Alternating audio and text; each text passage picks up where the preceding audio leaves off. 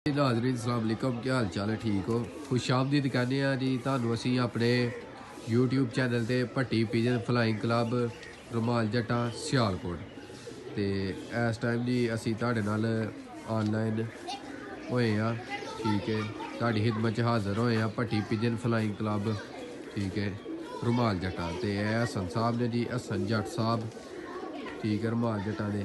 हाँ जी हसन भाई, की कहना चाहोगे तुसी भट्टी साहब दे पिजन वेख के, कबूतर वेख के? भट्टी साहब दे माशाल्लाह बहुत अच्छे परिंदे ने। ठीक है, पटाई पर कीती हुण हो रहे ने परदार। हाँ देखो जी। अगू सीजन दे विच ते माशाल्लाह गप शप लगे ने। ठीक है, ते टूर्नामेंट दे विच काफ़ी टूर्नामेंट दे विच हिस्सा भट्ट साहब दा ते माशाल्लाह रिजल्ट शुदा कबूतर ने इन्हां दे कोल ते पुट्टे ने माशाल्लाह। ते फिर कबूतर फड़िए ते गुल्ला शुल्ला खराब हो जाना, वरना तुहानू शौक करांदे।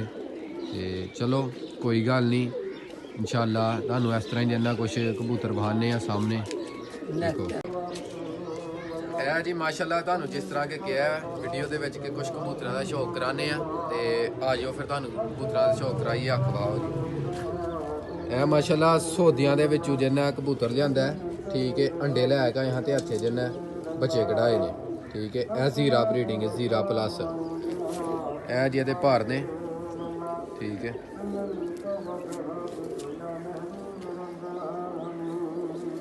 ए फ्रांट तो भाओ जी, बहुत नहीं आप परिंदा है माशाल्लाह। ठीक है, तो हसन भाई तुहानू एक बच्चे का शौक करांदे ने। प्रिंस कबूतर है इन्हां दा बच्चा, प्रिंस खुद शाम तक मोहरा च उड्डे है। ते ए माशाल्लाह ब्रीडिंग च उन्होंने कीता है हुण, ते ओहदा जिन्ना बच्चा है। ते हसन भाई आखदा शौक करान डे ने। ठीक है, ते साढ़े यूट्यूब चैनल नू लाइक करो, सबसक्राइब करो, ते ज़्यादा तो ज़्यादा वीडियो शेयर करो ग्रुपां दे विच, ताकि तुहाडे कोल नई तो नई वीडियो ते मालूमात तुहाडे कोल आंदी रवे। ते इजाज़त चाहने आ। थैंक यू सारे वीर भरा, दुआवां च याद रखियो।